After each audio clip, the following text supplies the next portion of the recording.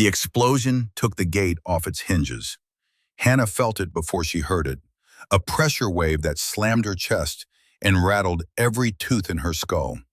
Dust, fire, the high, thin screaming of a child somewhere behind the wall.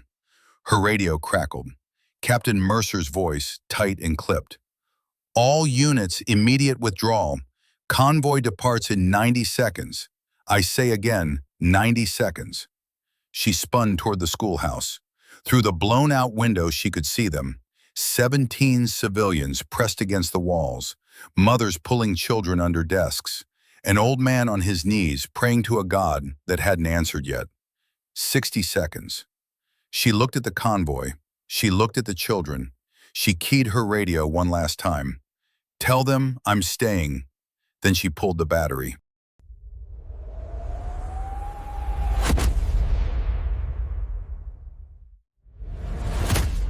The FOB didn't have a name anymore. It had a number, Firebase 441, but the soldiers who lived there called it the dust bin because that's what it smelled like. Dust and diesel and the slow rot of a place that nobody planned to stay in forever, but nobody could figure out how to leave.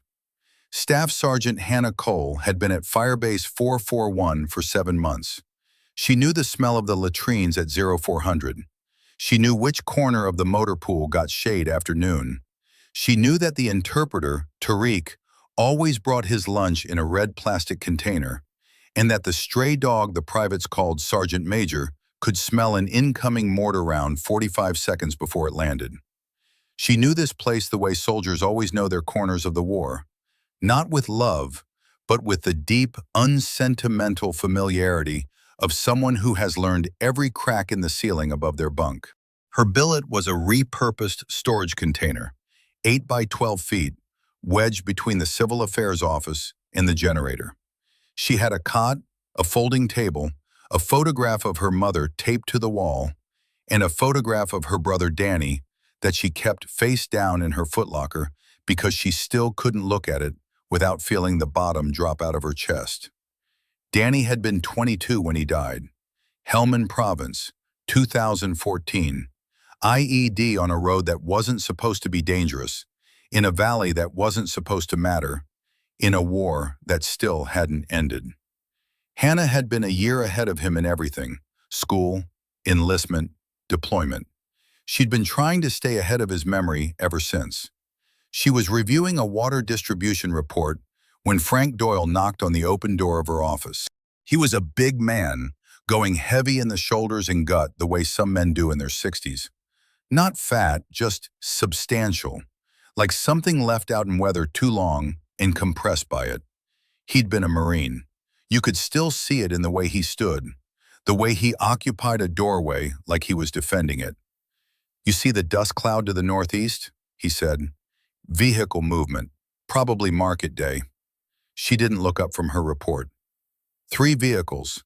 No market day traffic on that road since April.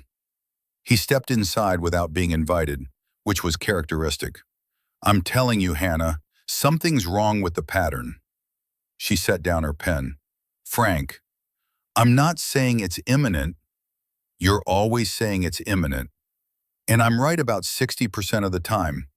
He dropped into the folding chair across from her desk, which in this business is a pretty good average. Frank Doyle was technically a contractor, security advising for a logistics firm that had a contract with the base. In practice, he was something harder to define. He'd done 2 tours in the Gulf, one in Somalia, and then another decade of work that he described only as consulting, and that Hannah suspected involved less paperwork than his current role. He was hooked into this place the way old soldiers get hooked into wars, not because they love them, but because they no longer quite know how to exist outside them. He was also the only person on the dustbin who told her the truth without managing it first. The pattern's been wrong for 2 weeks, she said. Intel hasn't flagged anything. Intel hasn't been right about this neighborhood in 6 months. She knew he was right. She also knew that acknowledging it didn't give her any additional options. I'll mention it in the morning brief. You do that. He stood, rolled his neck until something cracked. I'm going to do another perimeter walk tonight. You don't have to do that. No, he agreed. I don't. He left. The generator hummed. Outside, the last light was leaving the sky in shades of copper and gray. And somewhere in the city 2 miles north, a dog was barking at something it didn't understand. Hannah put Danny's photograph back in her footlocker and went to work. The next morning began like most mornings. Reveille, chow, the brief and the talk, where Captain Mercer, 31 years old, West Point, good instincts dulled by an excess of caution, ran through the overnight reports in a voice that suggested he'd already decided nothing was going to happen today. Hannah sat in the third row and watched Frank stand against the back wall, with his arms crossed and his face doing the thing it did when he was working very hard not to say something. The civil affairs mission for the day was straightforward. A primary school in the Karama district, civilian population approximately 300, heavy with displaced families from the eastern neighborhoods, needed a generator assessment. Hannah's team would go in, evaluate power needs, coordinate with the local Mukhtar, and return before 1500. Simple, routine, the kind of mission that had gone wrong 100 times in 100 different cities and still got briefed like it wouldn't. Hannah's team was 5 people. Corporal Jesse Rivera, 23, from Phoenix, who could fix anything mechanical and spoke enough Arabic to get by. Private First Class Tomas Garza, 20 years old, Corpus Christi, the youngest soldier on the base, and still walking around with the particular wideness of eye that meant he hadn't yet learned to modulate his own fear. Specialist Diana Okafor, 26, whose father had been a Nigerian army officer and who moved through hostile territory with an inherited wariness that Hannah had come to trust completely. And Frank, who wasn't supposed to be on the mission, but showed up at the vehicles anyway, wearing his battered plate carrier and his expression that dared anyone to send him back. Mercer didn't push it. Neither did Hannah. They rolled out at 0730. The drive to Karama took 20 minutes. The streets were narrow and the walls were close. Cream-colored masonry stained with exhaust and patched with the scars of old shrapnel. Children watched the convoy from doorways. A man selling vegetables from a cart didn't look up. The school was a 2-story concrete building on a corner lot, its outer wall decorated with a faded mural of children holding hands in colors that had once been bright. The courtyard was full. Families had set up camp there, blankets and plastic sheeting, in the small, organized chaos of displacement. Cooking fires, crying infants, old men sitting in rows with the particular stillness of people who have run out of places to run. Hannah climbed out of the vehicle and felt the familiar settling that happened when she moved into a civilian space. The soldier in her didn't disappear, it just changed shape, became quieter, more careful. The Mukhtar, Abu Khalid, met her at the gate. He was 70, maybe older, with a white beard and the kind of eyes that have seen enough history to stop being surprised by it. He shook her hand with both of his. "You came," he said. "We said we would." People say things. He led her inside. The generator was in the basement, an aging diesel unit that had been jury-rigged 3 times already and was running on borrowed time. Rivera got down in the dirt beside it and started his assessment. Abu Khalid hovered, explaining the school's needs. Medical supplies required refrigeration. One of the displaced families had an infant on oxygen. Hannah took notes and thought about logistics and felt, not for the first time, the specific frustration of trying to build something in a place that kept getting taken apart. Frank walked the perimeter. She watched him do it from the courtyard, slow, methodical, pausing at corners and looking up at rooftops. He'd done it without being asked. He always did. When he came back, his face had changed. "We need to finish up," he said quietly. "Not urgent, just certain. Rivera has another 20 minutes. We need to finish up now, Hannah." She looked at him. Then she looked at the rooftops he'd been looking at. "Get the team," she said. They were still loading equipment when the first RPG round went wide and took out a section of the outer wall 40 feet to the east. The sound was enormous. Concussion and debris, and then the secondary noise, screaming, running, the sharp crack of a rifle from somewhere above them. Contact east! Okafor, Rivera, left side of the vehicle. Hannah was moving before the echo died, pushing a woman and 2 children behind the bulk of the MRAP. Frank, where? Rooftop across the street. 2 shooters minimum, maybe more in the alley. Garza had his rifle up and was pressing himself against the vehicle's armor, breathing too fast. Hannah grabbed his arm. Garza, look at me. His eyes found hers. You're okay. Safety off. Watch the alley. Don't shoot until you have a target.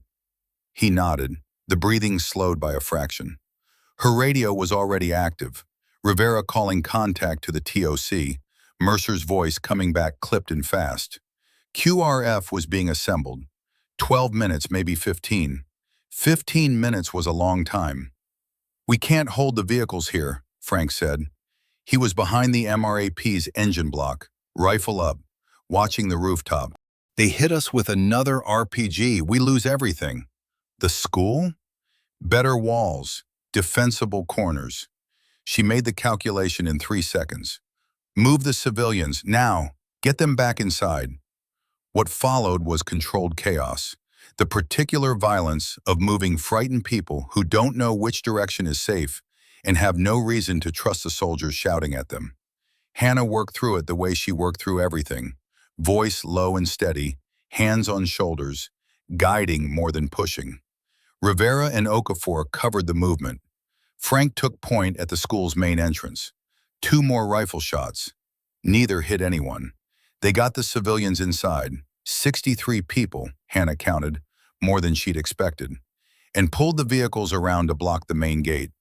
Rivera got on the radio again. QRFETA? Hannah asked. 12 minutes, maybe more. Streets are blocked northeast. Great.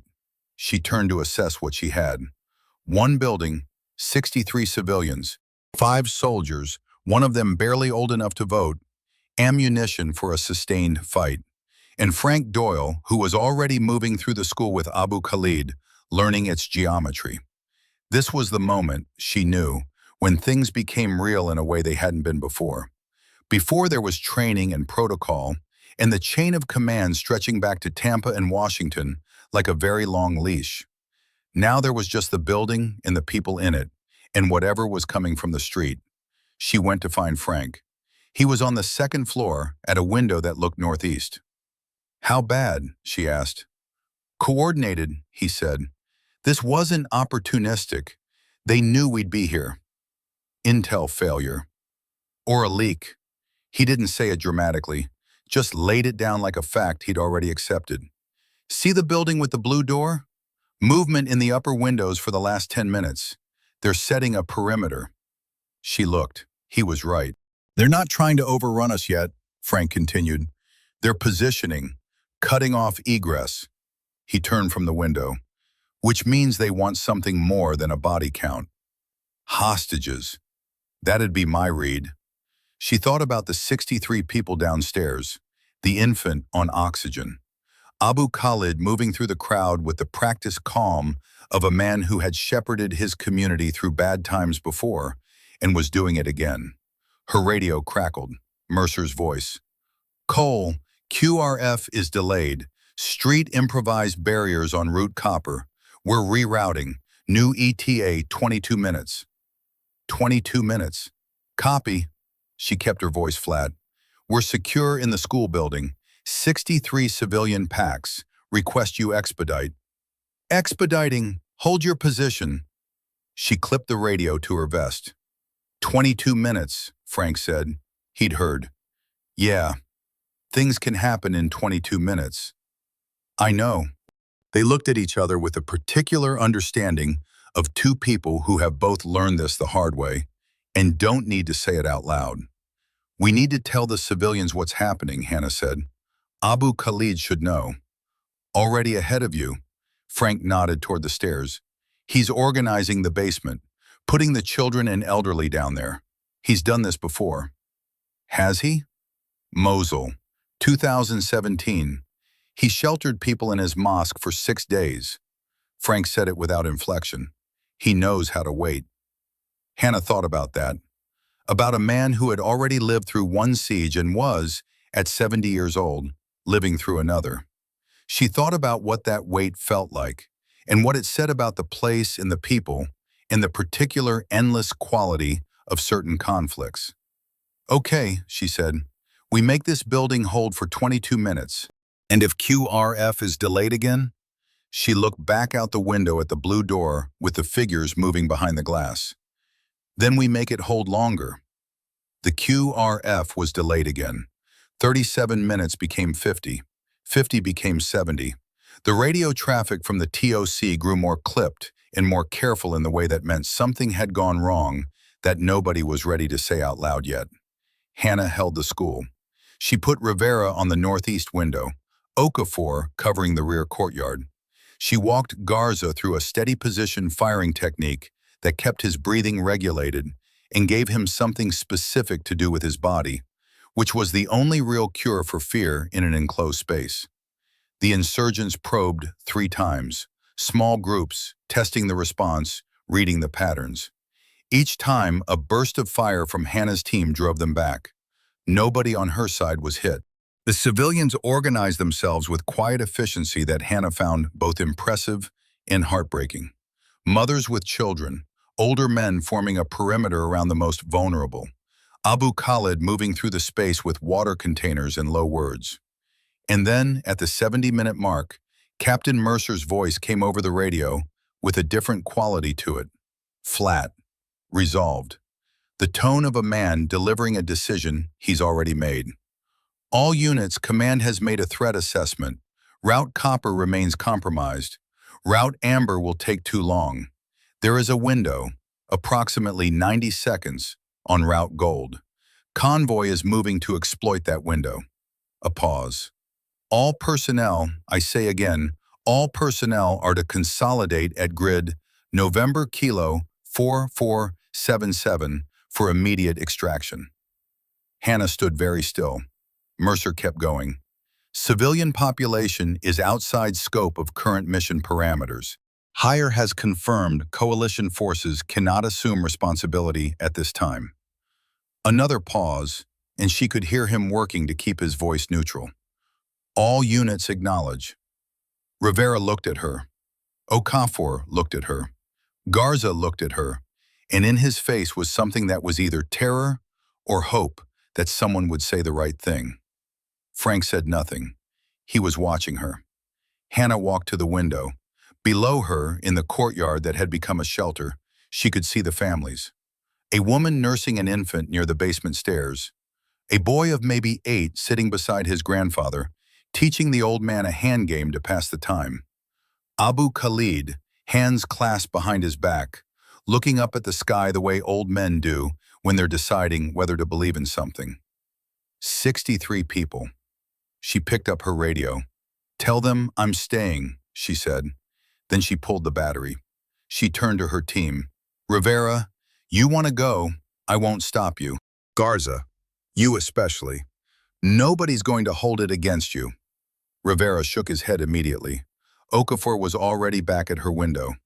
Garza's jaw worked. He was 20 years old. He wanted to go home badly enough that she could see it in every muscle of his face. And then something settled in him. Not courage exactly, more like the moment when a person discovers what they're made of and decides to live with it. "I'm staying," Garza said. Frank had already gone back to watching the blue door. "All right," Hannah said. "Then let's work the problem." She had 2 hours before dark. That was her first calculation. Light meant visibility, and visibility meant the insurgents couldn't move freely, and movement was what they needed to mass for an assault. After dark, the equation changed. They had one night vision device between 5 soldiers, and the insurgents would know the building better than she did. She needed to use the light. Her second calculation was ammunition. 4 magazines per soldier, plus what was left in Rivera's pack. She put the total at 11 magazines, which was 330 rounds. Against an unknown number of fighters who had the luxury of resupply, that was a finite resource that needed to be managed like water in a desert. Every shot is intentional, she told the team. You see a target, you are certain of the target, you take the shot, nothing else.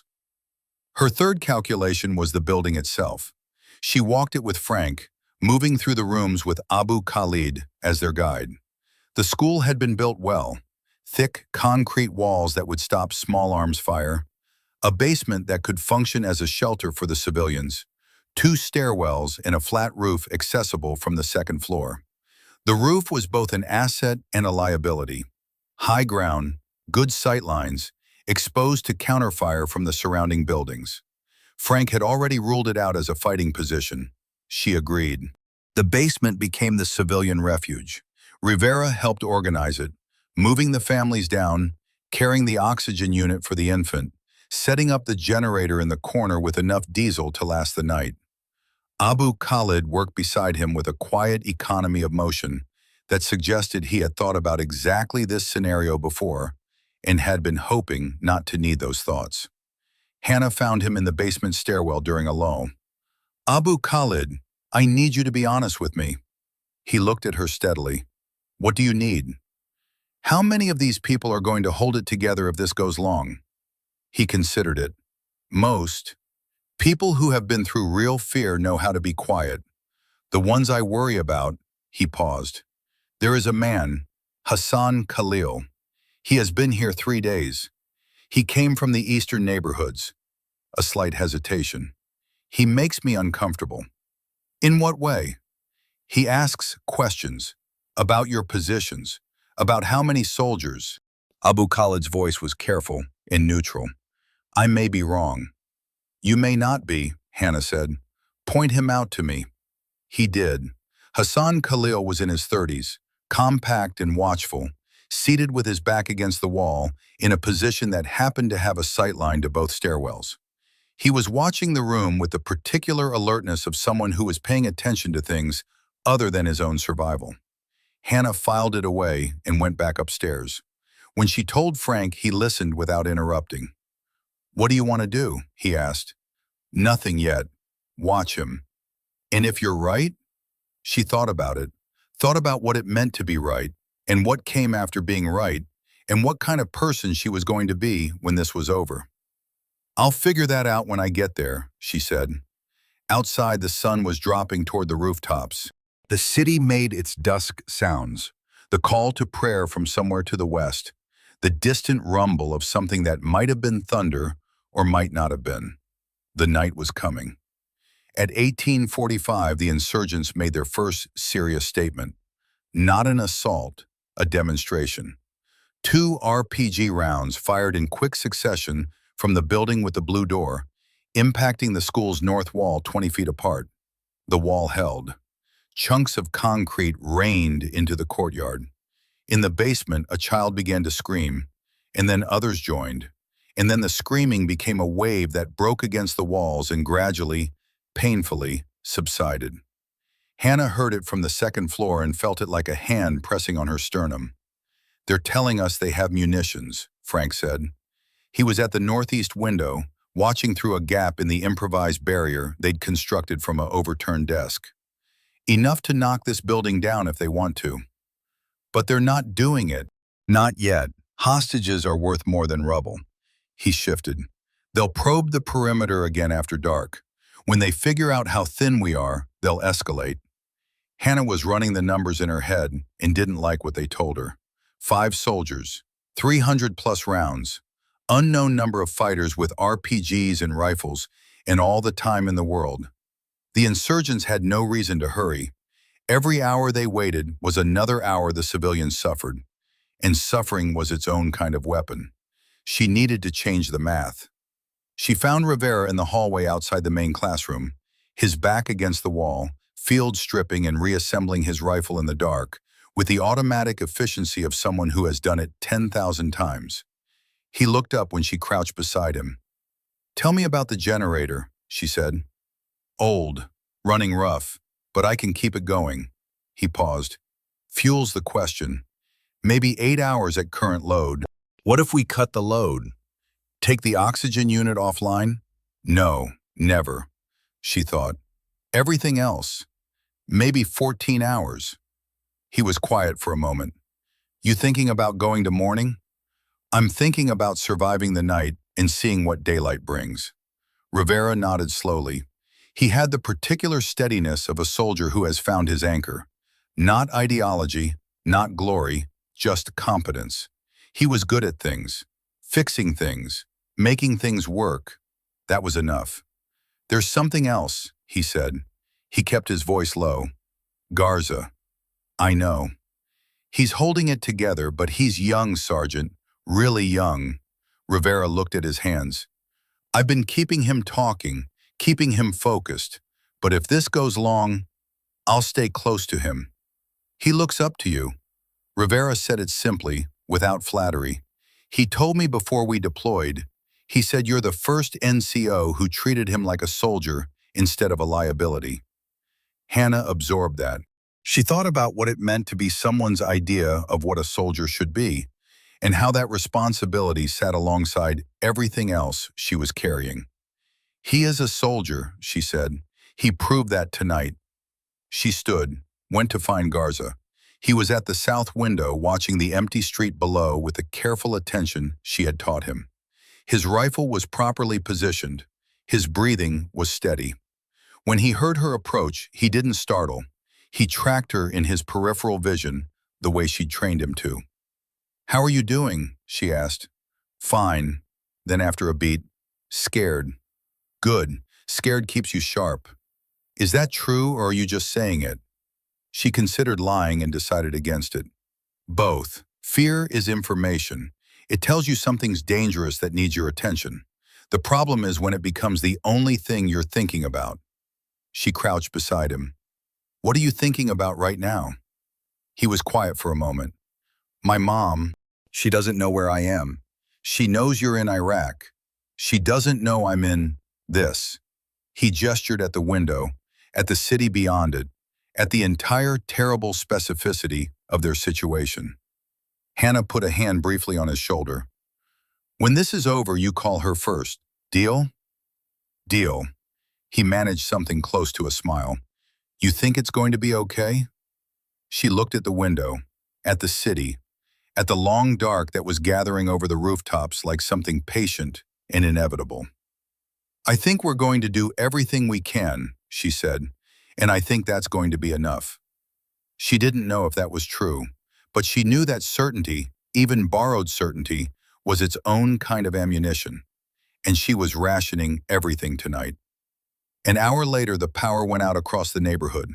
In the sudden dark, Hannah heard the basement generator kick on, Rivera's work, and then the thin cry of the infant on oxygen, and then nothing but the wind and the waiting. They cut the grid, Frank said from the northeast window. His voice was quiet. I know. Darkness is theirs now. Not completely. She moved to her position. We've been in the dark before. Frank made a sound that wasn't quite a laugh. Speaking for yourself. Outside, somewhere in the ruined city, something moved. The night had begun. The first probe came at 2140. Hannah heard it before she saw it. A change in the ambient sound of the city, the way silence can have texture if you've learned to read it. The distant street sounds that had been threading through the building since dusk simply stopped. The way birds stop before a storm.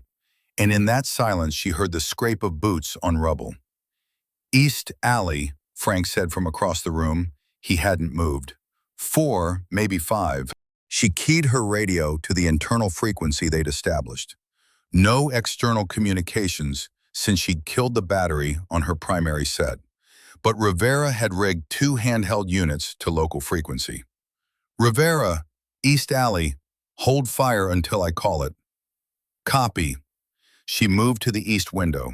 The night vision device, a single PVS 14 monocular that Rivera had pulled from the vehicle kit, was on Okafor on the north face because that was the most likely approach corridor.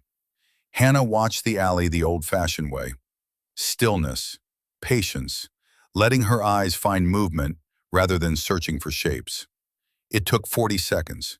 5 men moving in a loose column, using the rubble for cover. They were disciplined, keeping intervals, checking corners. These weren't militia conscripts. These were men who had done this before. They got to within 30 meters of the school's east wall before she called it. Now! Rivera opened up first. 2 controlled bursts that scattered the column.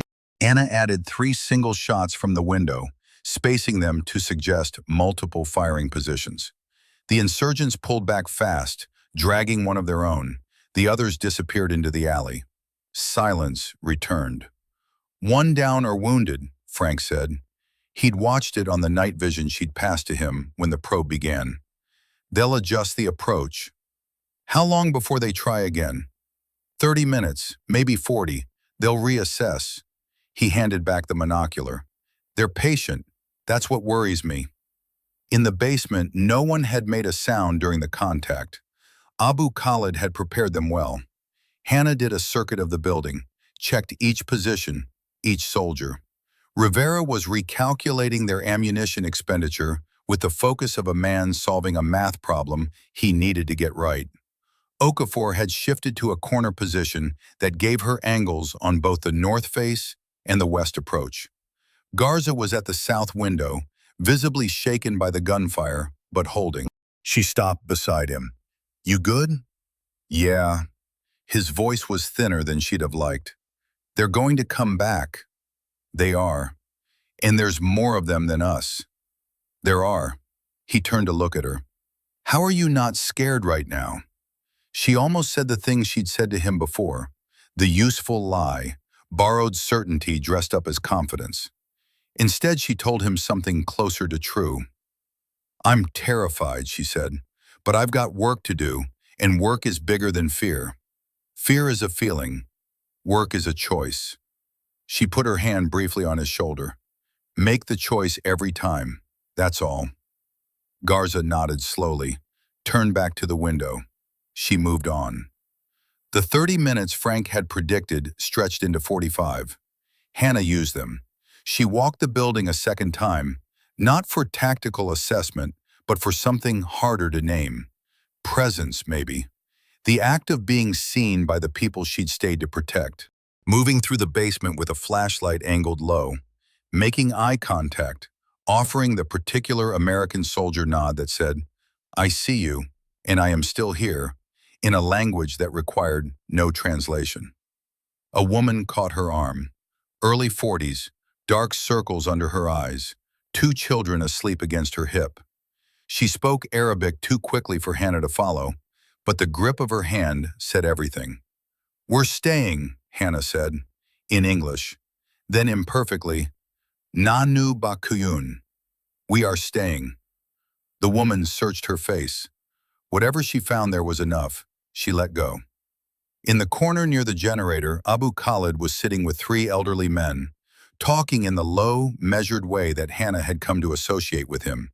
The voice of a man who knew that language, offered steadily, was its own form of shelter. He glanced up when she passed. She gave him the nod.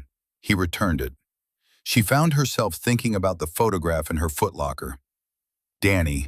Not the guilt version of the memory, the one she'd been carrying for 2 years. The one that asked, what if you'd been there? What if you'd gone back when the unit didn't? But an earlier version. Danny at 19, during her first deployment, writing her letters that were part news report and part jokes, and part the specific homesickness of a person who loves their family enough to miss them without shame. "You always do the right thing, sis," he'd written in the last one. "That's your problem and your gift." She'd read it so many times the creases were splitting. She went back upstairs. Frank was at the window. He'd been there since the probe ended, patient and motionless, the way only very experienced soldiers can be motionless. Not still, exactly, but present in a particular way, all attention directed outward, nothing wasted. "Movement on the roof of the Blue Door building," he said. "RPG team?" "Can't tell yet. Could be observation." He shifted the monocular. They're looking at our windows, trying to map where we're firing from. They already know. Khalil. She stopped. That was a problem for later. What do we have on the west side? Clear, for now. He lowered the monocular and looked at her. You should rest. I'll watch. When? Now. 40 minutes. I'll wake you if anything moves. She almost argued. The calculation stopped her.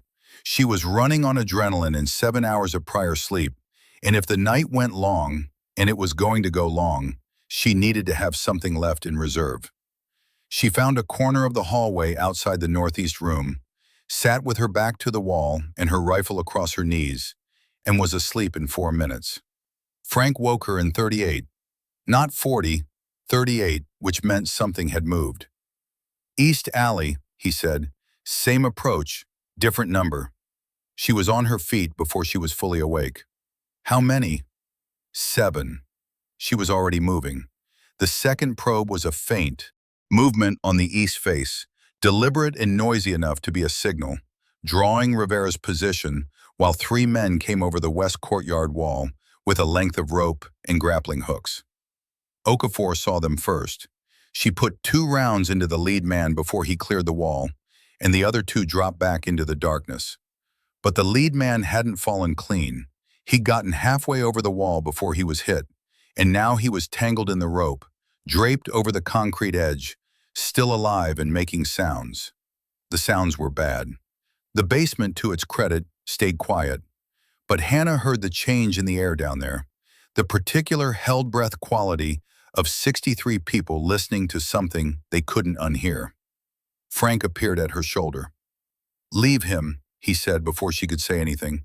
He's wounded. He came over that wall to kill the people in this building. Frank's voice was not cruel, just precise. You go out to get him, they shoot you. Or he's bait and he finishes the job from 6 inches away. She knew he was right. She hated that she knew he was right. The man on the wall took another 15 minutes to stop making sounds. Those 15 minutes were some of the longest Hannah had endured in 7 months in this country. Rivera came to find her afterward. His face was professionally blank, the mask that soldiers develop when they need to report something they don't want to say. Count on East ammunition, he said. We're lighter than I thought. I miscounted after the first probe. He paused. We have maybe 7 magazines left total, not 11. 7 magazines, 210 rounds. She ran the math. If they conserved aggressively, no suppressive fire, only confirmed targets, they could sustain perhaps 3 more contacts at the intensity of tonight's probes. After that, they were throwing rocks. Okay, she said. I'm sorry, I should have counted more carefully. You counted what you could in the dark under fire. Don't carry it. She met his eyes. We work with what we have. He nodded, went back to his position. Hannah stood in the hallway and let herself have 30 seconds of being afraid. Not the managed fears she described to Garza, but the real thing. Cold and specific, the kind that knows exactly what it's afraid of. 7 magazines, unknown number of fighters, 8 hours until dawn. Then she put it away and went back to work. After the second probe, Rivera came to find her in the hallway. He had the look of a soldier doing arithmetic and not liking the answer. He'd pulled out his notebook, actual paper, the small green military kind, and done the count in pencil. 6 magazines total, he said, after both contacts. I thought 7. I was wrong. He showed her the notebook. The numbers were careful and small. I found a partial mag from Garza. He fired twice during the probe without calling it. Good instinct, bad timing. She looked at the numbers. 180 rounds, total. For a moment, she let herself see what that meant with clarity. The specific, finite nature of their situation made completely plain. 180 rounds was not nothing, but it was not enough. Okay, she said. I'm going to start rationing my own count, Rivera said. 1 round per confirmed target. No suppression unless there's no other choice. He looked at her steadily. You should tell the team. She did. She gathered them, Frank at the window, Okafor in the doorway, Garza close enough to hear, and said it plainly the way she said hard things, directly, without editorializing. 6 magazines. We make every round a decision. No fear shots, no warning shots, no noise. Confirmed target, single shot, move. She let that sit. Questions? Garza said, what if you're not sure, don't shoot. If you are sure, shoot once. She met his eyes. Trust your training. He nodded. Frank was watching the window. He didn't say anything. He didn't need to. The night was becoming very long and very simple. 6 magazines against whatever was coming. The math of it had a kind of clarity that was almost peaceful. Not hope, exactly, but the specific calmness of a person who has reduced the problem to its essential elements and is dealing with those elements directly. Hannah went back to work. They came again at 1:15, this time from 2 directions simultaneously, East Alley and the roof of the adjacent building to the north, where 2 fighters had positioned themselves with rifles during the quiet interval. A coordinated attack, both probes designed to split the defense. It worked, partially. Okafor caught the north rooftop shooters immediately and drove them back. But the East Alley group reached the school's outer wall before Rivera could engage. And for 45 seconds, Hannah heard the sound of something heavy being dragged against the concrete. Breaching charge, Frank said. He was at her shoulder. Against the east wall. Can they breach? Not with what they've got. Wall's too thick. But it'll make noise and it'll scare the civilians, and that's half the point. The charge went off at 0122. A dull, compressed thump that rattled the second-floor windows and sent a crack across the east wall that was structural-looking, but wasn't. In the basement, someone screamed, one voice quickly muffled by others. And then from below, another sound. A child's voice, high and panicked. Then a man's voice, urgent and sharp. Then nothing. Hannah was down the stairs in 12 seconds. She found the basement tense and reorganized. The families pressed against the far wall with Abu Khalid at their center like a breakwater. He looked at her with steady eyes. A child ran for the stairs when the charge went off, he said. I caught him. He nodded at a boy of about 6 sitting in his grandmother's arms, still shaking. He is unhurt. Anyone else? We are all here, he paused. The man, Hassan Khalil. I saw him in the flash of the explosion. He was watching the walls where your soldiers are positioned. She held Abu Khalid's gaze for 2 seconds. Then she went to find Hassan Khalil. He was sitting exactly where he had been, back against the wall, sight lines to both stairwells. When she crouched in front of him, he showed her nothing. Flat, watchful eyes that gave back no information. You're from Karama district? She asked. Yes, Arabic. Tariq, their interpreter, was not here. She was working from her own limited vocabulary and context. Northeast Karama? A slight hesitation. Yes. My unit has an interpreter who works that neighborhood. What street were you on? Another hesitation. Too long. She didn't wait for the answer. She stood and said, in her clearest Arabic, come with me. At 0100, the city made a sound that Hannah had learned to read. Not a shot, not movement, something more abstract, a kind of held breath in the urban air that meant people were awake and indoors and braced for something. The city knew what was happening in this building. Cities always know. Frank had taught her that in her first week at the dustbin, over bad coffee in the motor pool. Cities are organisms, he'd said. They react. The street noise changes before the attack, every time, because the people who live there know first. They go inside, they get quiet, learn to read the quiet. She was reading it now. Frank, yeah, 20 minutes. He nodded once. He'd been tracking the same silence. She went to the basement one more time. Found Abu Khalid in his position near the stairs. He'd appointed himself guardian of the stairwell without being asked. which told her everything about his understanding of the situation. "It's going to get loud soon," she said. "I will keep them calm." "I know you will." She paused. "Abu Khalid, when it's over, when we get you out of here, I want you to know that what you did tonight matters. The way you've held these people together." He looked at her with those deep, steady eyes. "You told me you were staying. That was the thing that mattered." He paused. "When people in authority stay, when they don't leave, it tells us something true about the world, that it is not only cruel." She held that. "Go," he said, not unkindly. "You have work." She went. Okafor had been awake for 19 hours and showed no sign of it. Her eyes, when Hannah checked her, were clear and precise, tracking the north face with the patience of a hunter. Her father had been an officer. Anna wondered if he'd taught her this, or if she'd come to it herself, or if it was simply in her, the particular gift of being able to be present in danger without being consumed by it. "How are you doing?" Hannah asked. "Ready," Okafor said. "Not fine, not good. Ready." The right answer. Hannah went to Rivera last. He had reorganized his position with the quiet obsessiveness of a man channeling anxiety into action.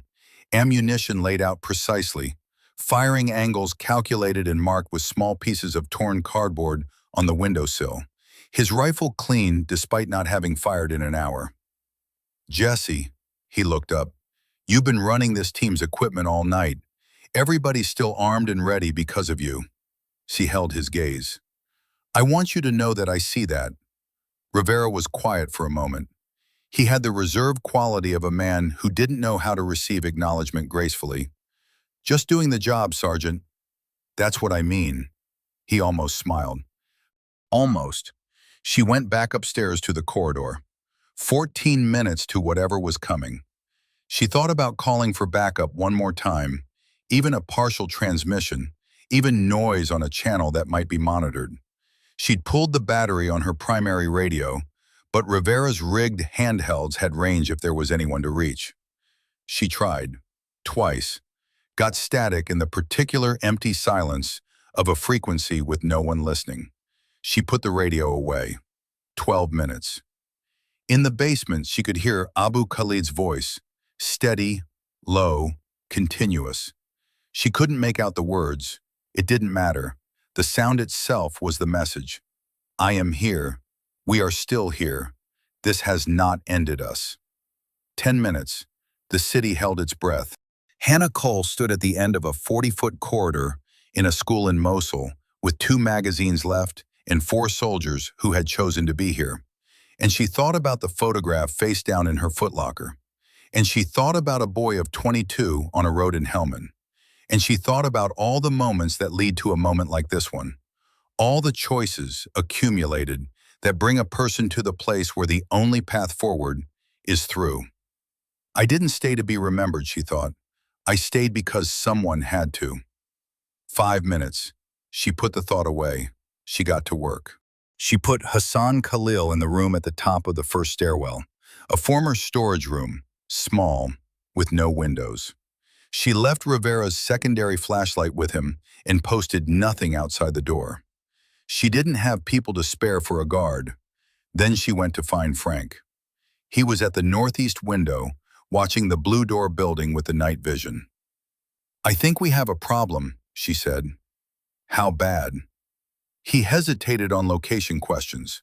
"Abu Khalid saw him watching our positions during the explosion." She kept her voice low and neutral.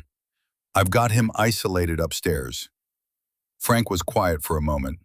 Not the quiet of someone working through the problem, the quiet of someone who already has an answer and is deciding whether to say it. "Frank, you know what the practical answer is." "I know what one answer is." He turned from the window. His face in the darkness was difficult to read. "Hannah, if he's been signaling, and those 2 probes were very well coordinated for fighters who shouldn't know our disposition, then he's giving them information that's going to get people killed." "I know. The people downstairs." "I know." So, she looked at the floor, at her hands, at the rifle slung across her body that she'd carried for 7 months without firing at an unarmed person and wasn't going to start tonight. "I'm going to zip tie him," she said. "Hands and feet. He can't signal with his hands tied. And if he's already told them what they need to know, then the damage is done and it doesn't matter." She looked up. "I'm not executing a detainee in a school basement, Frank. Not tonight. Not ever." He held her gaze for a long moment. She waited to see if he'd push it. He didn't. He turned back to the window. "Then secure him well." "I will. And make sure he can breathe. People panic when they're restrained in the dark." She went back to the storage room. She zip-tied Hassan Khalil's wrists in front of him, not behind. Uncomfortable, but not dangerous. She tied his ankles with paracord from her kit. She put a water bottle within reach. He watched her do all of this without speaking. When she was done, she looked at him. His expression had changed in a way she couldn't precisely name. Something loosening in his face. Some pretense of neutrality giving way to something more complicated. Fear, maybe. Or the specific relief of someone who has been stopped before they could do something worse. She couldn't know which. She didn't have time to find out. "We'll sort this out later," she said. In English, which he probably didn't speak, but the tone was the message. She left him there and went back to the war. At 0300, in a lull between contacts, Frank told her about Michael. She hadn't asked. He offered it, sitting against the wall beside the northeast window with his rifle across his knees, in the tone of a man who has been carrying something for long enough that the weight has become indistinguishable from himself. Gulf War, 1991, outside Basra. He kept his eyes on the window. We had a civilian compound, families who'd sheltered near our position. Command decided the strategic situation had changed. We needed to move fast. We couldn't bring civilians with us. "You left them?" "The unit left them. I went with the unit." He was quiet. "Michael, my brother, he stayed. He was a corpsman. He said he couldn't leave the sick ones." A pause. "He said I should go. He made it sound like it was okay." "Was he?" "He made it back. 3 days later. He was never the same." Frank turned from the window briefly. His face was simply Frank, not performing emotion, just reporting it. "He died in 2008. Heart attack officially. But I always thought it was the 3 days. What he saw during the 3 days." Hannah absorbed that. "Why are you telling me this now?" "Because you reminded me of him when you pulled the battery." He turned back to the window.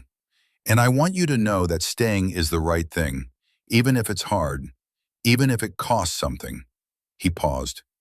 "Michael knew that. I didn't learn it until later." She sat with that for a while.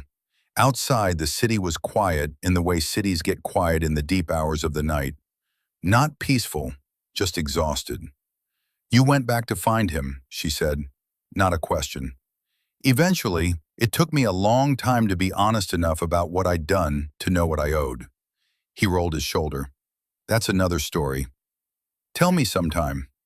If we have a sometime." He said it without melodrama, just the plain arithmetic of their situation. Hannah thought about Danny, about the photograph she kept face down in her footlocker, and the specific geometry of that avoidance.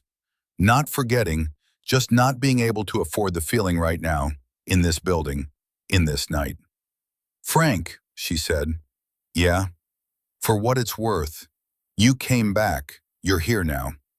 He made the sound that wasn't quite a laugh. "For what it's worth," he agreed. They sat in the dark and waited for the night to do its worst.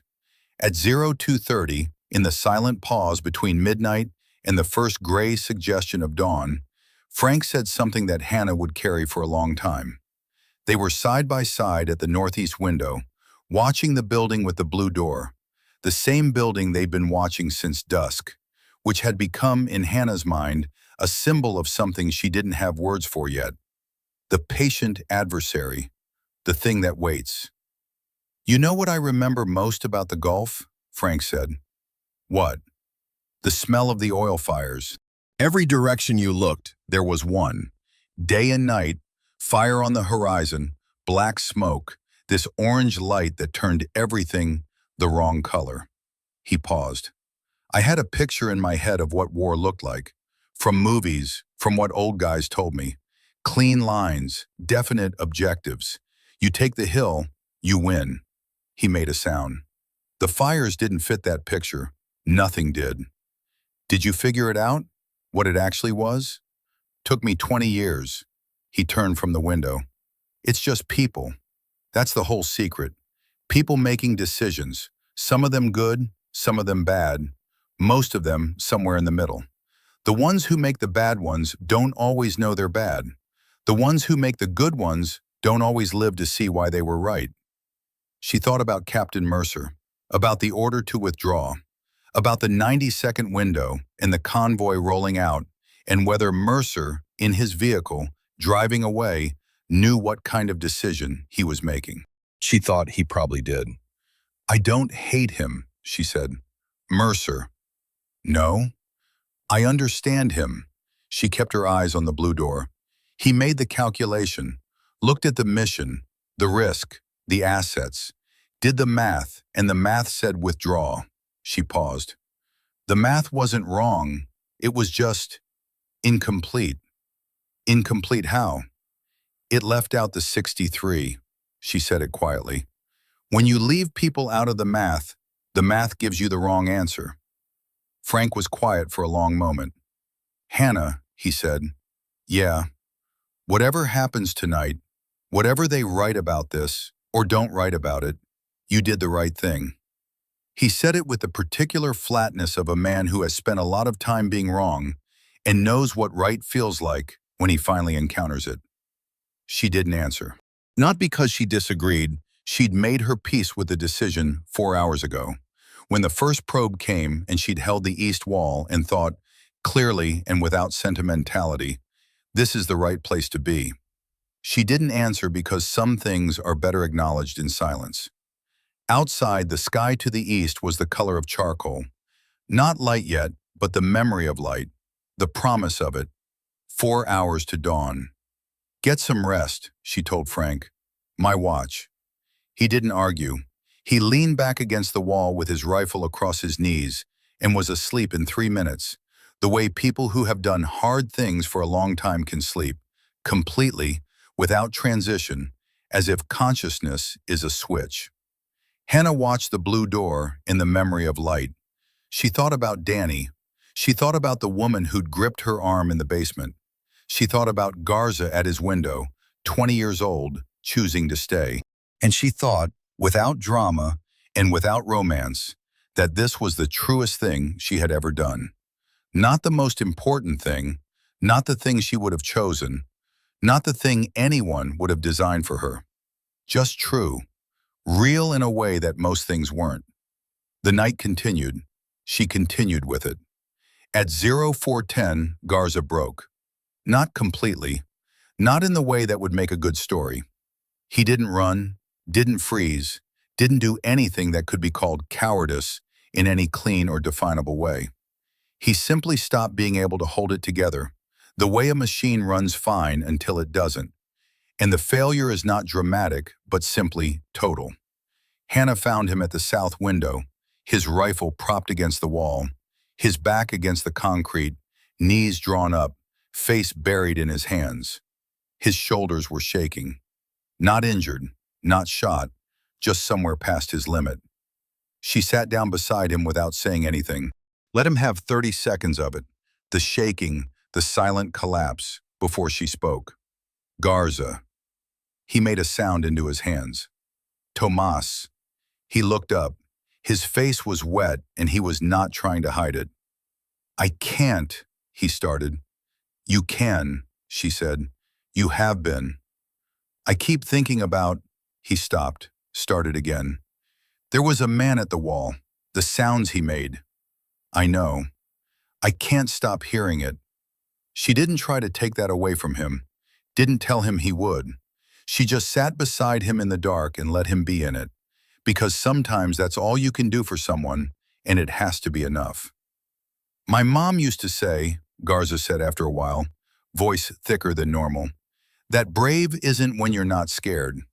Brave is when you're scared and you keep going anyway. Your mom's right. She'd be terrified right now, if she knew. Most moms would. He was quiet. Then, Sergeant Cole. Yeah, I don't regret staying. She looked at him. 20 years old, face wet, hands still shaking slightly, and something completely clear in his eyes. I know, she said. I can tell. She left him there and went to check the perimeter. When she came back 20 minutes later, he was at his window, rifle up, watching. She didn't say anything, neither did he. At 05:30, a voice came through a bullhorn from the building with the blue door. Arabic, clear and carrying in the pre-dawn stillness. She caught most of it from the second floor. She'd been working her Arabic for months, and this was not a complex message. Lay down your weapons. Come out. Surrender your weapons and the civilians will be unharmed. You have 30 minutes. Abu Khalid appeared beside her without being summoned. He'd been moving through the building all night, a presence so consistent and quiet that she'd almost stopped noticing him. He is lying about the civilians, Abu Khalid said. Not angrily, just factually. I know. They will not be unharmed. I know. She watched the blue door building. The sky to the east was barely lighter than the west. The first thin suggestion of dawn, still an hour away. Do they know we have no radio contact? Probably, if Khalil was signaling them. She thought about that. Thought about 30 minutes and what it meant and what she had available at the end of it. 7 magazines, 1 night vision device, 4 soldiers who were running on fear and will. And somewhere in this building, a man zip-tied in a storage room who might have already told the people with the bullhorn everything they needed to know. They're not really offering terms, she said. No, they're trying to find out how desperate you are. Abu Khalid's voice was precise. The fact that they're using a bullhorn means they don't know exactly. If they knew, they would simply come. She filed that away. What do they want? What they always want. He was quiet for a moment. To be seen as powerful. To demonstrate that they can do what the government and the coalition cannot prevent. He paused. These families, these people in my school, we are symbols to them, not people. Hannah looked at him, at the deep, tired steadiness in his face, the face of a man who had spent decades loving something that kept getting destroyed and kept rebuilding it. We're not surrendering, she said. I know, he said. I will tell the families. He went back to the basement. Frank appeared at her elbow. 27 minutes, he said. I know. What's the plan? She looked at the blue door, at the rooftop where the bullhorn voice had come from, at the sky that was very slowly, very reluctantly becoming dawn. We make them pay for every inch, she said, and we hold until someone comes. And if nobody comes? She thought about Danny, about Michael Doyle in the 3 days, about 63 civilians in a basement, and a boy of 20 who had decided to find out what he was made of, and a 70-year-old man who had lived through this before and was going to live through it again if she had anything to say about it. Then we hold anyway, she said. With 18 minutes left on the ultimatum clock, Rivera found her. He'd gone to check on Hassan Khalil, to make sure the man was still secured, still breathing, and instead he'd found something else. He came to Hannah with his phone, the screen showing a photograph he'd taken in the storage room. Hassan Khalil's left boot, the inner sole pulled back. Beneath it, a small flat device, battery-powered, civilian-grade, but functional. A transmitter, short range, good for 50, maybe 60 meters. Enough to reach the Blue Door building if they were listening. She looked at the photograph for a long time. Rivera waited. Is it still transmitting? She asked. I don't know. I didn't touch it. Go back. Remove the battery, just the battery. Leave everything else. He went. She stood in the hallway and felt something move through her that wasn't quite anger and wasn't quite grief. something colder and more specific. Hassan Khalil had been in the basement all night. He'd heard the ammunition count. Rivera had spoken it to her within earshot of the families. He'd watched their positions during the explosion, and if the transmitter had been active, the two probes, the coordinated east and north attack, the breaching charge exactly where the east wall was thinnest, he'd given them everything. She went to the storage room. He was still tied, exactly as she'd left him. He watched her come in with those flat, watchful eyes. But when she crouched in front of him this time, something had changed in his face. The pretense was gone. He knew she knew. She looked at him for a long moment. She thought about what Frank had said, the practical answer. The answer that in a different night, in a different person, would make brutal sense. She thought about who she was going to be when this was over. "You told them our ammunition count," she said, in English. It didn't matter if he understood the words. He held her gaze, said nothing. "You told them where we were weakest." She kept her voice even. "People almost died because of what you told them." She paused. "One of them was a 6-year-old who ran for the stairs when the charge went off at the exact wall you told them to hit." His eyes moved. Not much, but something shifted in them. "I'm not going to hurt you," she said. "You're going to sit here, zip-tied, until this is over, and then you're going to answer for what you've done in front of people with more authority than me." She stood. "But I want you to know one thing." She turned at the door. "There are 63 people in this building who are still alive. Whatever you told them, they haven't been able to do what they came to do." She held his gaze one last time. "Whatever you thought you were doing tonight, it didn't work." She left. 14 minutes to the deadline. She called the team together. Not all of them. Someone had to watch the windows. But Frank and Rivera in the first-floor hallway, Okafor close enough to hear. She laid it out clean. The transmitter, what he'd likely given them, what it meant for the assault that was coming. "They know our ammo count," Rivera said. He said it flatly, no inflection. "Approximately. He heard you say it in the basement." "So they know we're running out?" "Yes." Frank's jaw worked once. "Changes the calculus on the assault. If they know we can't sustain heavy contact, they'll mass for a single push instead of probing." "I know. That means when the deadline passes, they'll come all at once." "Yes." The hallway was quiet for a moment. Outside, the city was making its pre-dawn sounds. The city waking up, or seeming to, that brief period when normal life and extraordinary violence exist in the same air. Rivera spoke first. "What do we do?" She had been thinking about this since she'd found the photograph. Thinking about the building, its geometry, the way soldiers always think about terrain, where the angles are, where the choke points are, what shapes can be made to work in your favor. "There's one place in this building where numbers don't matter," she said. "One place where 5 can hold against 50. They looked at her. "The main corridor, 2nd floor, 40 feet long, 4 feet wide." She met their eyes one at a time. "We let them come in, let them get to the corridor, and then we make the corridor everything." "You want to let them breach?" Okafor asked. "I want to choose where they go." She paused. "Right now they have the outside. They can mass, maneuver, flank. If we draw them inside, into that corridor, they lose all of that. They can only come at us one at a time." Frank was nodding slowly. "Thermopylae." "Smaller," she said, "but yes. And when we run out of ammunition in the corridor," she looked at him. "Then we get creative," she said. 6 minutes to the deadline. She got everyone into position. Rivera and Okafor on the ground floor, covering the entry points, slowing the breach but not stopping it, buying time for the corridor position to be established.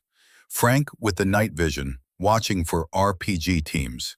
Garza on the 2nd floor stairwell, covering the corridor's near end. And Hannah at the far end. She had 2 full magazines left for herself. She checked them both, seated them, checked the chamber, sighted down the corridor at nothing. The deadline passed in silence. Then the Blue Door building went quiet, and then the night came apart. With 2 minutes left on the clock, Hannah did something she hadn't done in years. She prayed.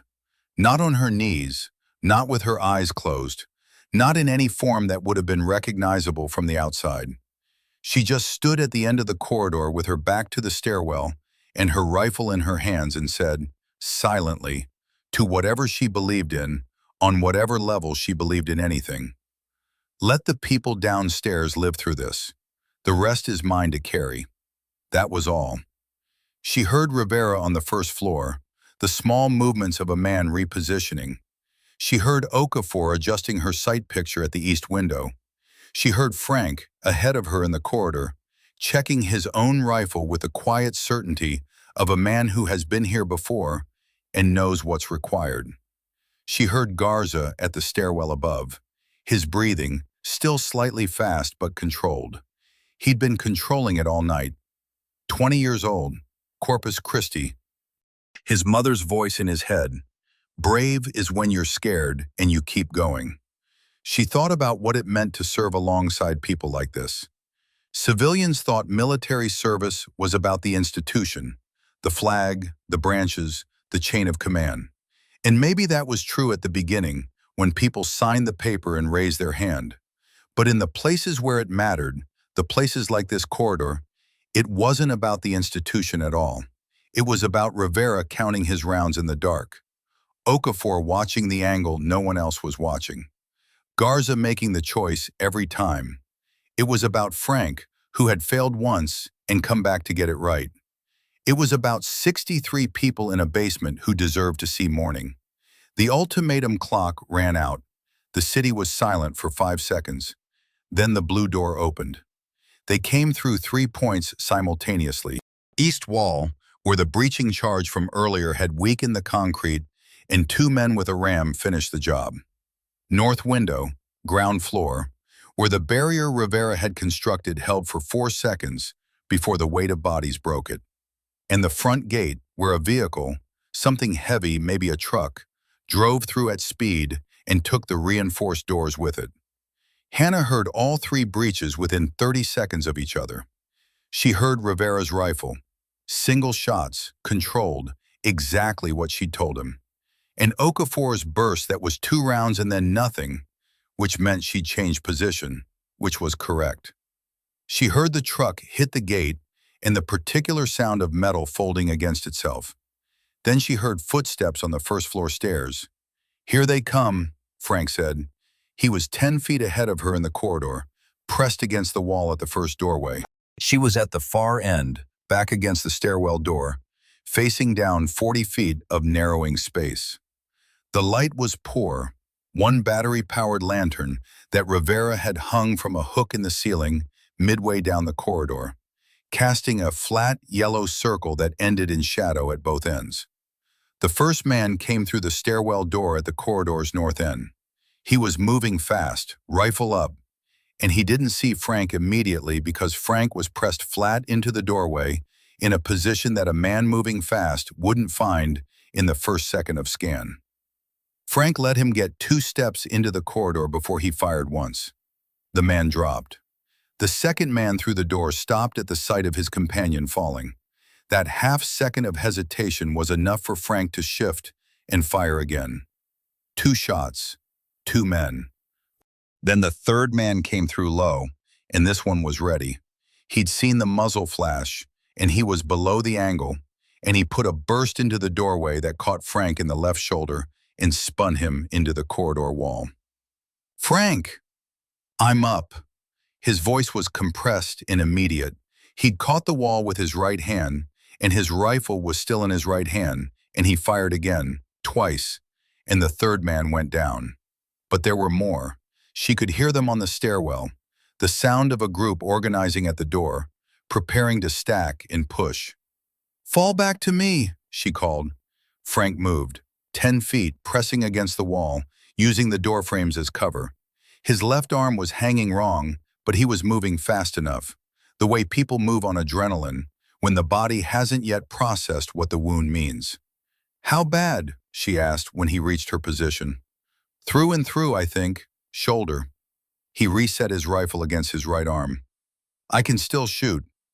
Don't argue with me, just. I can still shoot, Hannah. She looked at him. His face was white and precise and completely focused. Okay, she said. Cover the far end. The corridor became the world. It had a grammar, the language of ambush, of choke points, of terrain reduced to angles and distances. Hannah had studied this in training.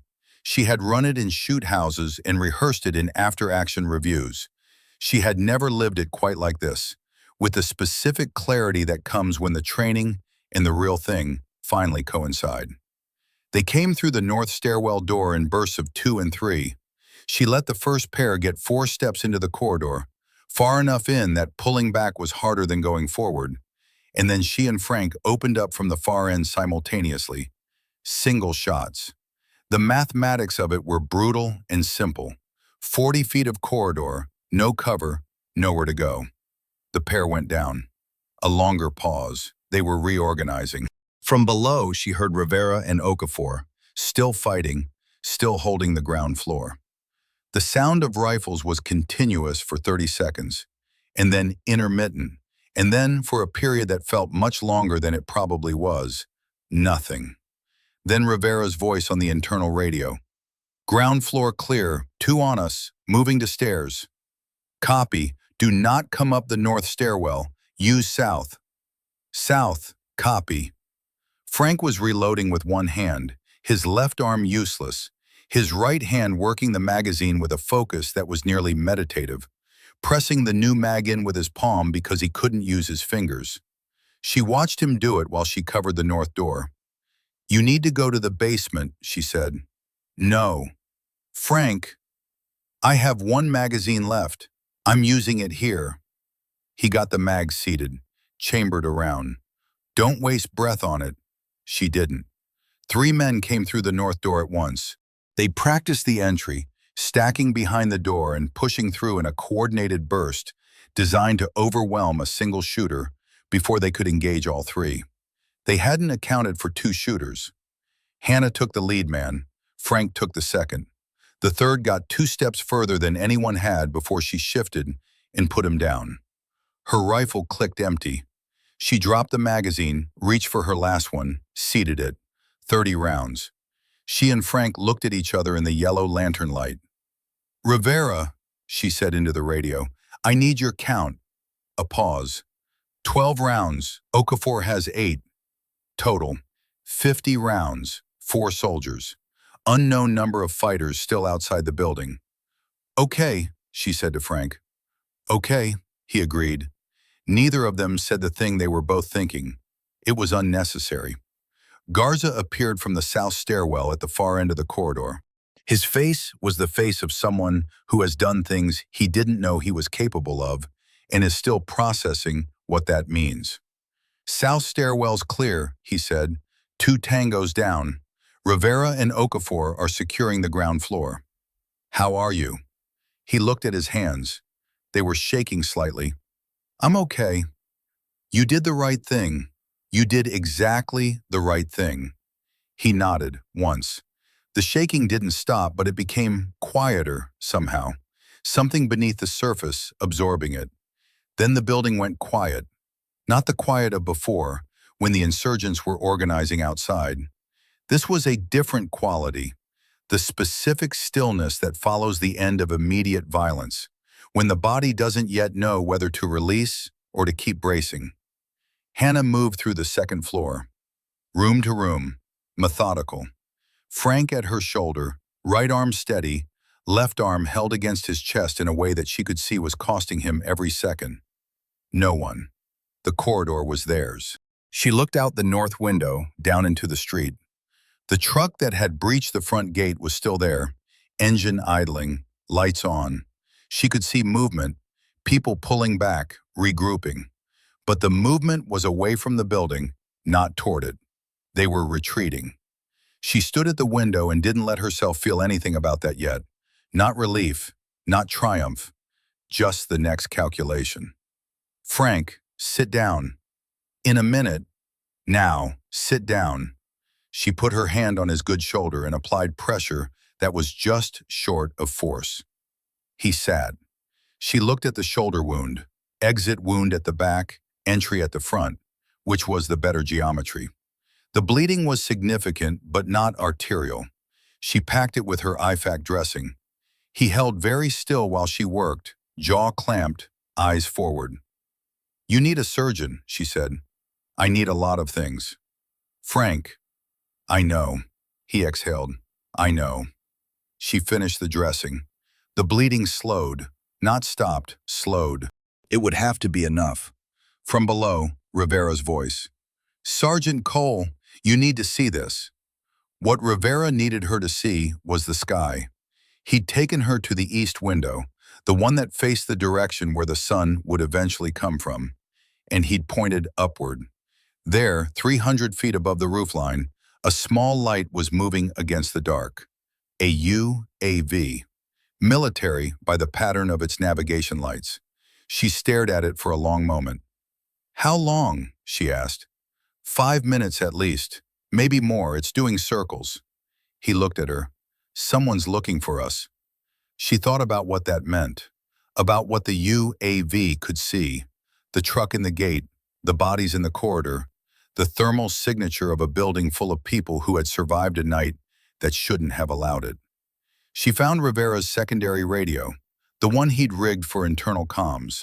She switched it to a standard military frequency, not her original, which was dead, but the common tactical net that every U.S. military unit in the region monitored.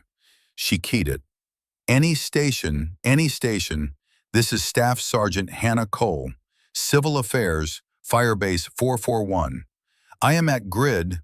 She read the grid from the map she'd memorized before the mission. "With 63 civilian packs and 4 U.S. military personnel. We have 1 WIA. We have repelled a coordinated assault. Request immediate extraction. Over." Static. She waited. More static. Then, a voice. Strange and thin with distance, but clear. "Station calling. This is Raptor 6 actual. I have your position on thermals. QRF is 11 minutes out. Hold your position. Mark your rooftop if possible. Over." Hannah closed her eyes for exactly 2 seconds. Then she opened them and went to work. They were not finished yet. The insurgents outside, those who had pulled back when the corridor assault failed, had regrouped. Anna saw it from the second-floor north window, the truck moving, repositioning, and 2 men on the roof of the adjacent building doing something with a tube-launched weapon that she recognized. RPG. They were going to bring the building down or drive everyone into the street. She thought about 11 minutes, about the difference between what 11 minutes was in a normal context and what it was in this one. "Frank." She found him against the corridor wall where she'd left him. His color was bad. "I need the radio." He handed it over without question. She keyed the Raptor 6 frequency. "Raptor 6, Cole. I have an RPG team on the rooftop of the building immediately north of my position. Grid," she calculated, fast, from the reference point she'd already given. "North 20 meters, west 15. I need fire on that position." A pause. "Cole, that's danger close to your position. Confirm you understand." She understood. She understood exactly. The blast radius of the available munitions, the structural damage to the school, the risk to every person in the basement and every soldier in the corridor. She also understood what an RPG round would do to a 2-story concrete building occupied by 63 civilians. "Raptor 6, I confirm. Danger close authorized. Fire at will." Frank, against the wall, heard this. His eyes found hers. She met his gaze. "Down," she said to the building. Her voice carried down the stairwells and through the floors the way sound carries in concrete structures. "Everyone down. Basement down. Hands over your heads. Now." She heard movement below. Rivera shouting. Okafor's voice. Garza's. She grabbed Frank's good arm and pulled him to the floor. "You understand that you don't have to do this," she said, not asking his permission, just saying it. "I know," he said. "Okay." They lay flat on the corridor floor together. The strike came 11 seconds later. It was not loud the way movies are loud. It was loud the way real things are loud. An absolute physical fact. A pressure event that was more than sound, that passed through every surface in every body in the building like a wave passing through water. Plaster fell from the ceiling. The lantern swung hard and went out. The north windows blew in. Then silence. Ringing silence with dust in it, settling. She got up.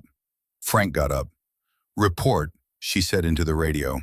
One by one, Rivera, Okafor, Garza, all present, all up. She went to the north window and looked at where the RPG team had been. The rooftop was clear. The QRF arrived 8 minutes later. She heard them before she saw them. The distinctive sound of American vehicles at speed, the whomp-whomp of rotors overhead, and then headlights flooding the street and voices shouting in English, which was the sound of whatever came after the night. She walked out the front of the school building, through the wrecked gate, past the truck that had breached it, into the street, and she stood there in the first gray light of morning and watched them come. A young lieutenant got to her first. He was maybe 25, well-equipped, and trying not to look at the scene around him with too much visible reaction. "Staff Sergeant Cole? That's me. We have a medic for your WIA. Where?" "Second floor corridor. Frank Doyle. Left shoulder, packed. Been bleeding for about 40 minutes. He needs a surgeon." "Copy." He was already on his radio then. "The civilian packs?" "Basement. 63 when I counted last. Abu Khalid is down there. He'll help you organize the extraction. He speaks English." She paused. "Be gentle with them. They've been in there all night." The lieutenant looked at her. He was young enough that he hadn't learned to hide his face completely, and what his face said was something between awe and confusion. The particular expression of someone encountering a situation that doesn't fit the briefing he received. "How many did you have holding this building?" he asked. 5. He looked at the gate, the corridor that he'd passed through to get to her, the building. "Jesus," he said quietly. "That's not a debrief question," she said. "That's just talking. Let's do the debrief later." She went back inside to help carry Frank out. 14 of the 63 civilians had been wounded, 3 seriously. Of those 3, 1, an elderly man who had suffered a heart event during the strike, died in the medevac before reaching the hospital. Hannah sat in the back of an MRAP and received this information from a medic who delivered it with the practiced neutrality of someone whose job required them to convey bad news without making it worse. She received it the same way. 62 of 63 alive. The arithmetic of it sat in her chest like something heavy, neither guilt nor satisfaction, but something in between. The weight of counting, of knowing that each number had a face behind it. Frank was in surgery. The bullet had done what Frank said it had done. Through and through, shoulder joint, bone involved, a long recovery ahead. The Marine Corps would never have him back. Whatever version of the war he'd been fighting in this country was over. She thought about what he'd said. "I went with the unit." About the 30 years since and all the things he'd done with them, or tried to do with them, and how this night had ended, in a school in Mosul, with a wound he'd earned staying. She thought that was probably how he'd have wanted it. Garza found her in the medical area. He'd been treated for minor lacerations, nothing serious, and was sitting with the particular stillness of someone who has used everything they had and is waiting to find out what's left. "Sergeant Cole." "Yeah. I called my mom," he said. She felt something release in her chest. "Good." She cried for like 5 minutes. He made a small sound that might have been a laugh. "I think I did too." "That's okay." She said, he stopped, started again. "She said she was proud of me. I didn't tell her everything. Just that we helped some people and everyone's okay. That's the right story to tell her. He was quiet for a moment. What's the real story? She looked at him. 20 years old. The kid who'd wanted to run and had chosen to stay over and over all night long. The real story, she said, is that you did your job when it was hard. That's it. That's the whole thing. She paused. Most people never find out if they're capable of that. You know now. He nodded slowly, absorbed it. Get some sleep, she said. He went. They came for her 3 days later. A colonel she'd never met, JAG by his badge, and a civilian from the Inspector General's office. They sat across from her in a room at the main FOB, and they had a folder with her name on it, and they asked her, in careful legal language, to explain her decision to disobey a direct order to withdraw. She answered every question. She explained her tactical assessment, the civilians, the time available, the defensible position the school represented. She explained the intelligence failure that had allowed the situation to develop. She explained the ammunition management, the corridor defense, the decision to call danger close. She explained the transmitter she'd found in Hassan Khalil's boot. They already knew about Khalil. He was in custody. There would be a separate proceeding. She explained in the same measured, factual tone that 62 of 63 people who had been in that building when she pulled the radio battery were alive. The colonel was quiet for a long moment after she finished. Staff Sergeant Cole, he said, are you aware that the order to withdraw was lawful? Yes, sir. And that disobeying a lawful order is a serious matter under the UCMJ. Yes, sir. Is there anything you'd like to add to your statement? She thought about it. Not about the legal calculus. She understood the legal calculus and had understood it when she pulled the battery. She thought about what was true and whether the true thing had anything to add to what she'd already said. No, sir, she said. I think the record speaks. The investigation lasted 6 weeks. During those 6 weeks, she was assigned to administrative duties and was not permitted to lead a patrol or conduct a mission. She used the time to write letters to the families of every soldier who had been in that building with her. She wrote to Garza's mother. She wrote to Rivera's wife. She wrote to Okafor's father, the former Nigerian army officer, because she thought he, of all people, would understand what his daughter had done in that corridor.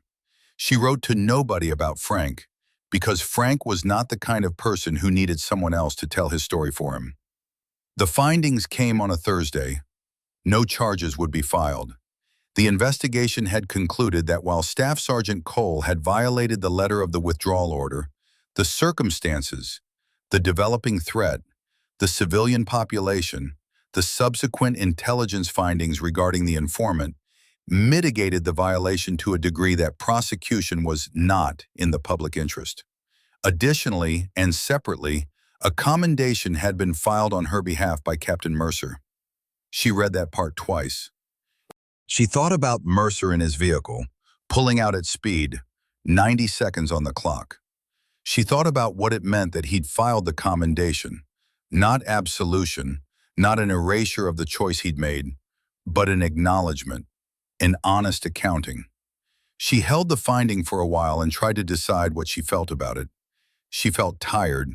She felt grateful for the 62. She felt the specific absence of Danny, which was not new but which had a different quality now. Less like a wound and more like a place in her chest where something important used to be, and now she carried the memory of it, which was not nothing.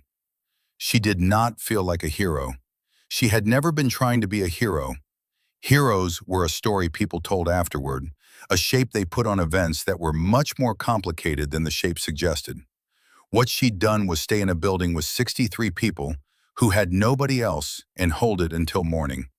That was what she'd done.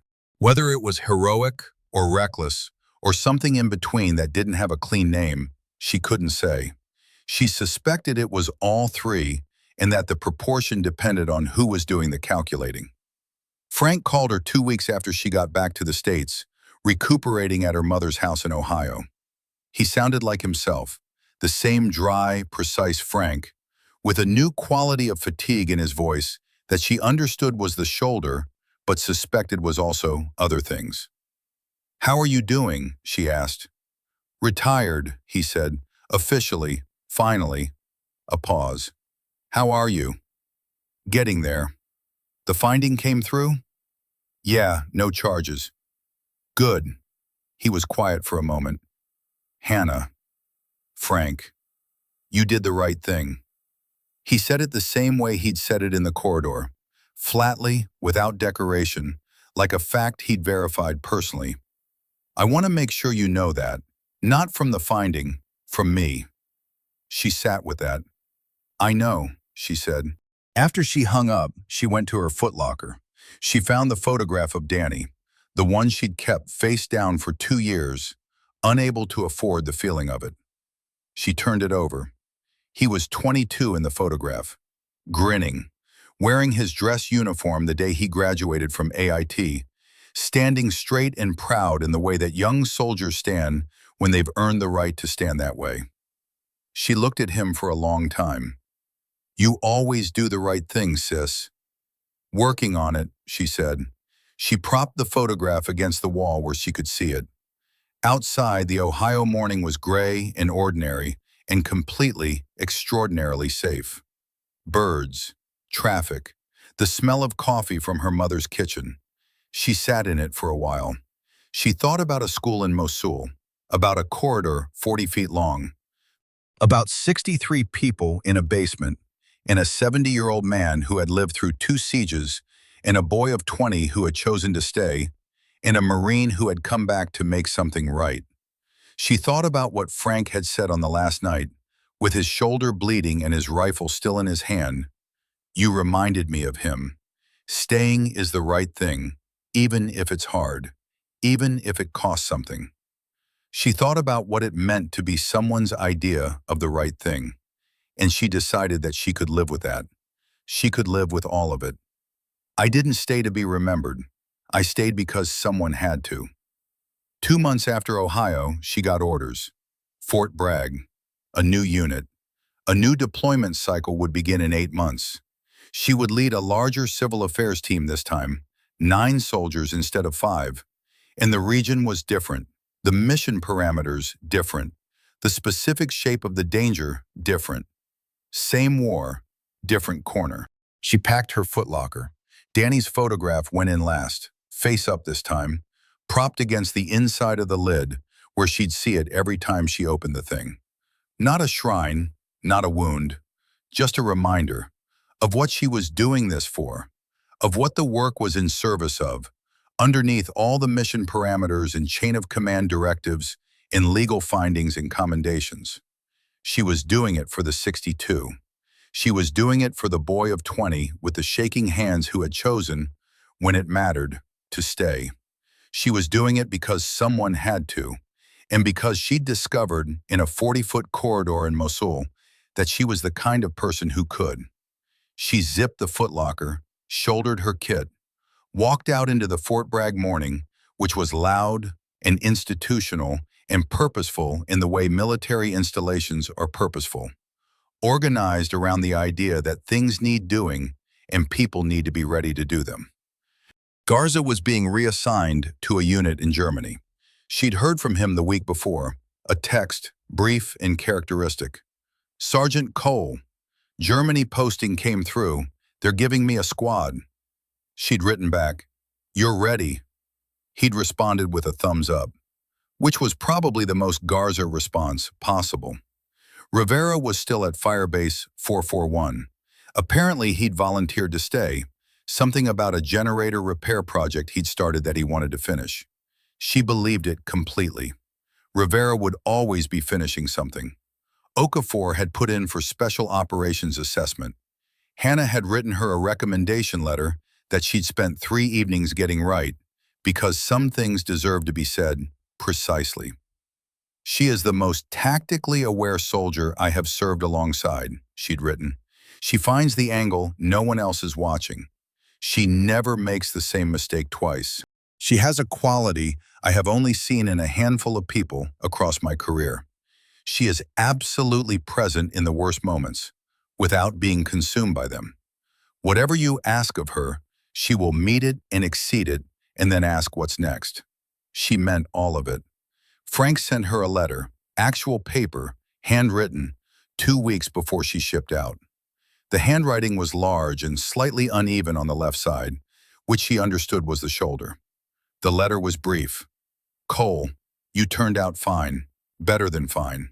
The right things are hard to explain to people who weren't there, but you did the right things, and I'll say that anywhere to anyone. I'm done with contracts, staying home. My wife says she'll believe it when she sees it, which is fair. Stay sharp, Doyle. She folded the letter and put it in the footlocker with Danny. The bus to the airfield left at 5:30. She was on it. She thought about what the next 8 months would be. New terrain, new faces, new specific dangers with their own grammar and their own geometry. Another corner of the same long war, which had been going on since before she was old enough to enlist, and would probably still be going when she was old enough to retire. She thought about the next time, because there would be a next time, there was always a next time, when she would have to choose between the order and the people, between the clean math and the 63. She thought she knew what she'd do. She hoped she'd always know. The bus moved through the Fort Bragg morning, soldiers with duffel bags, the smell of aviation fuel from the direction of the airfield, the particular light of early morning that was neither promising nor threatening, just the light the day started with, neutral and waiting. Hannah Cole leaned her head against the window and watched it pass. She was 28 years old. She was not done.